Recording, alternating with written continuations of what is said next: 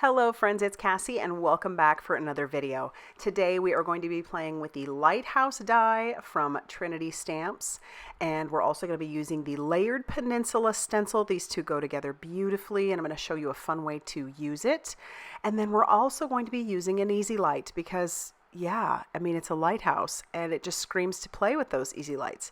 So I'm so excited to put these three products together and show you how we are going to make it light up. It's going to be a 5x7 card, so grab your stuff. Let's play. All right, I have a piece of navy cardstock that I have trimmed down to 5x7, and I have part of the mask from that layered Peninsula stencil, and I'm going to show you how we can use this down the middle. It won't be perfect, but it will be good enough, and it's going to show you a way that you can extend this stencil even more.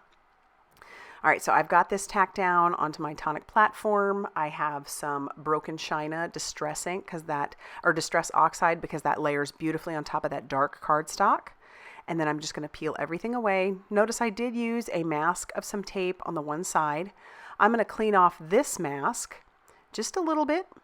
And then what we're going to do is we're going to flip it. So you notice what I did is I took this mask and I stuck it kind of right down on the middle. Well, now I'm just going to flip it over, and we're just going to kind of hold that in place a little bit. Just make sure that stays kind of where it's supposed to.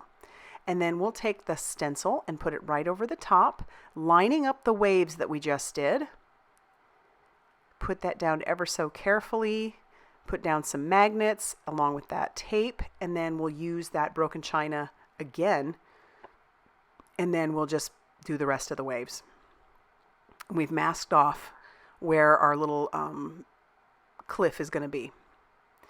All right, so now we are going to have to clean off well, no, I don't think I clean off the stencil.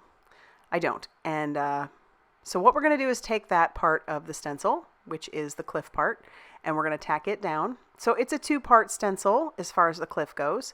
I'm just using some masking tape to make sure that, like a Post-it tape, so that nothing gets where I don't want it to go. Then we're going to bring in some pumice stone distress oxide, because once again, this is a dark cardstock, so we need an ink that's going to sit on top of that. I will clean off my stencil a little bit, and then what I'm going to do is just flip the stencil over so I can line those up the best I can. Now, once again, like I said, this isn't going to be perfect. There's probably a way that you could make it a little bit better. I wasn't focused so much on that because that middle is going to get kind of covered, but we're just going through that same process over again. And then we're going to use the second part of the stencil to do the other part of the cliff. And so we'll just flip that back over, kind of line that up over the top. And then I'm just going to grab some distress ink in the color Black Soot. That Black Soot, even though it is not a distress oxide, goes very well over the top of those oxides. And I find it to be a truer black than the actual distress oxide Black Soot. So, all right, flipping that over. Probably should have cleaned it first. It's fine. I don't line it up perfectly, and in fact, I'm just now getting lazy, and I'm just holding it in place. But it works. You can see. Like I said, it's not perfect, but it does the trick.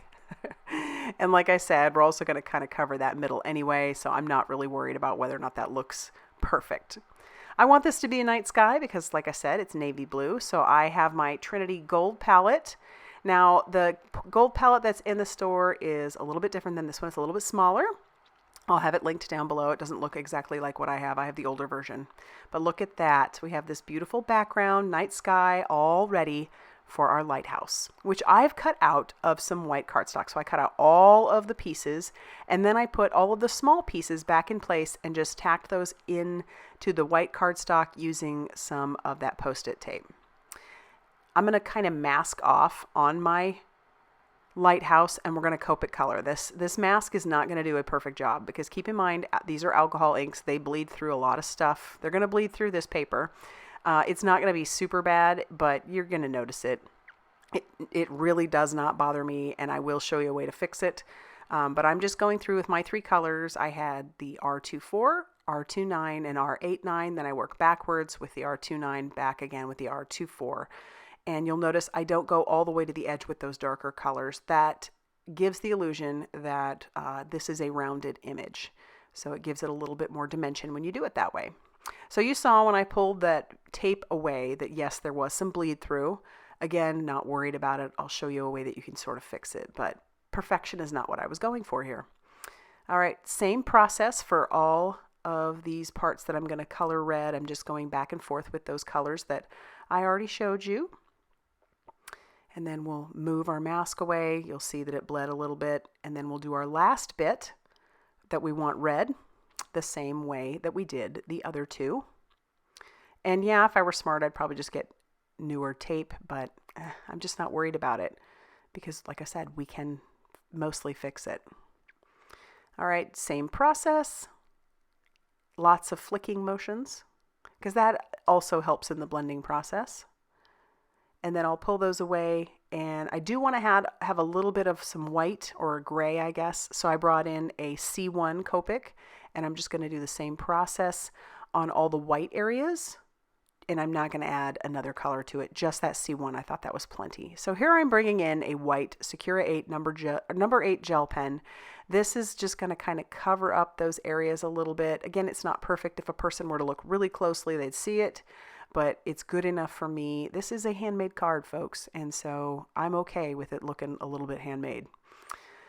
All right, now I've brought in some C3, and I colored almost all of my images. Then I'm bringing in some C4, and we're going to color those as well, keeping it inside the paper like I did, just using that Post-it tape on the back just really helps me to keep everything in place, and it makes it that much easier to color everything. You could also do blending if you wanted, but I chose to just stick with the alcohol markers. And then we can start piecing everything together. So this part right here is like the railing for the top of our lighthouse. So I'm going to stick that down. I'm using my reverse tweezers, as you can see, and I'll use that for all those little pieces. And then I just have my Barely Art glue. That stuff is great. It's a nice tiny tip, works perfect for gluing tiny pieces like this on there. So we're just going through and gluing all of those pieces onto the lighthouse. I love this lighthouse. Like most dies, I mean, bigger dies like this that are put together, they can be a little bit intimidating when you look at them at first, but it's just so easy to put it together, and I love the effect and the look of it. I feel like this could make some super easy masculine cards, and I'm always looking for those.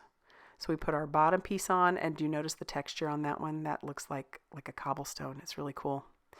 All right, and then we'll put our little frames around our windows. Did get a little glue happy, but that's okay. That dries clear. And we'll do it for all three. It's just those little finishing touches, you know. But this came together really, really quickly, honestly. I had the idea in my head, and we just kind of went with it. And it was a pretty fast process. So now our lighthouse is done, and we're going to stick that on top of our background because everything's good and dry, and we're just going to use liquid glue, avoiding our windows and any open areas, and we'll just glue this down in place.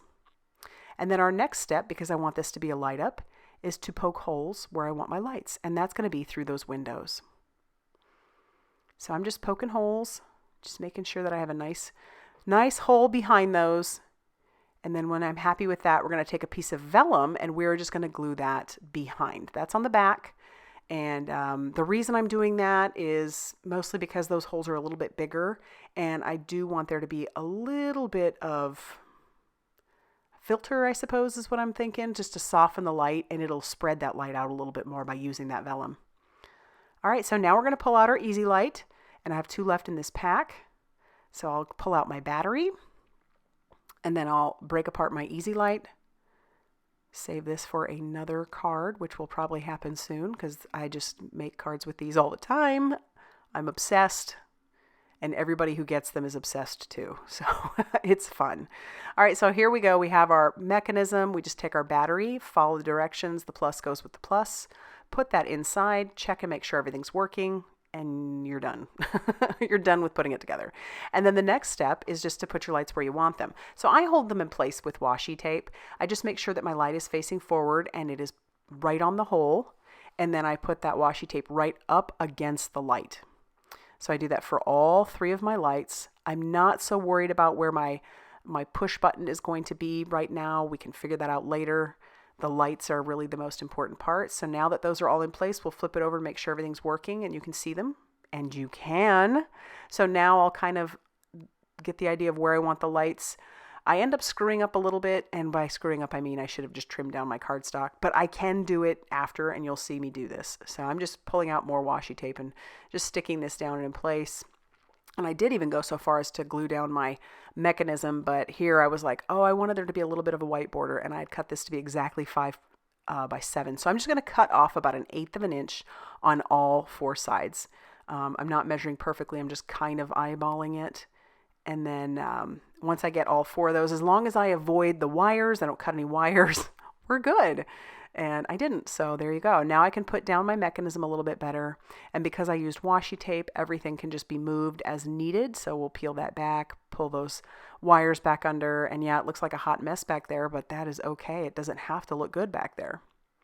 And now we need some foam tape. So regular foam tape would work, but you would have to double it up because you do want to make sure, especially if you're sending this through the mail, that you give your push button plenty of room to not be on all the time. And part of the reason why I like to have my batteries towards the side is if just in case the recipient, has so much fun playing with it that they wear the battery out, they can always replace it. Because I do send these to my nieces and nephews and stuff, so it's super fun. All right, this foam tape that I did use is not a doubled up foam tape. It's just a thicker foam tape. It's 3 millimeters. And I put that all over that back, and now I'm just pulling off all of that release paper. Like I said, regular foam tape would work fine. You just have to make sure that you double it up. I'll stick that down onto my 5 by 7 card base, and now I need to come up with my sentiments. So I'm using this Push Here from our Little Light stamp set, which is a new one, and that is, again, another light up card you could make. And then I stamped out Sending Birthday Wishes. That one comes from our Party Gnome stamp set, another new one.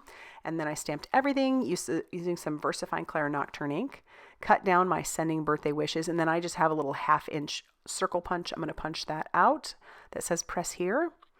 And then I'll use my liquid glue, put a little glue on the back, find out where my button is. There it is. And we can put our Push Here there. Perfect. And then we'll glue down our sentiment. And that's it, folks. This was such a fun card, great masculine card, or for anybody really. And it's light up. Who doesn't like a light up, right? All right, friends, if you liked this video, be sure to hit that like button and definitely consider subscribing if you haven't already done so. Big thank you for stopping by, and I'll see you very soon in another video. Bye, everybody.